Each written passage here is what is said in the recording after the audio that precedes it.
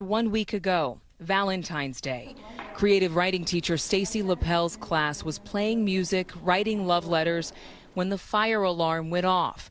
As students filed into the hallway, she heard gunfire. The killing had begun. I was about 2 feet away from my door. All of a sudden I heard gunshots in the stairwell, which is about 20 feet away from my room. And then kids were screaming and then running back towards me and towards the end of the hallway. So I just went in this very strange autopilot mode where I pivoted on my feet. I unlocked my door, and then kids just started pouring in my room. I don't know how many kids were in there, but I was pulling them and getting them in and shouting at them to get in the room. And then I suddenly saw the shooter about 20 feet from me, standing at the end of the hallway, actively shooting down the hallway, just a barrage of bullets. And I'm staring at him thinking, why is the police here? This is strange, because he's in full metal garb, helmet, face mask, bulletproof armor, shooting this rifle that I've never seen before. I don't know when I decided it was the right time to close the door. I grabbed the handle with both hands, and that's when I got nicked or grazed or whatever you call it.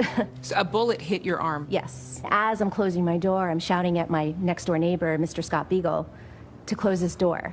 And he's the kind of man that would just keep that door open a little longer. You know, he's all about the kids, you know, but he couldn't see the shooter. I had a good visual of him, which is why I yelled at him to shut his door now. I heard him shoot a barrage of bullets into Mr. Beagle's room.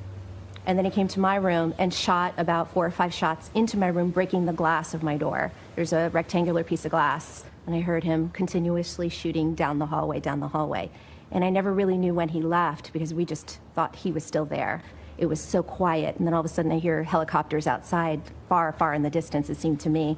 Police officers far, far in the distance. Kids were screaming in the hallway for help.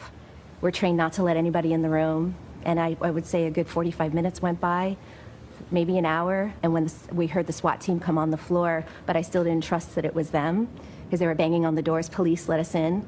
No one got up.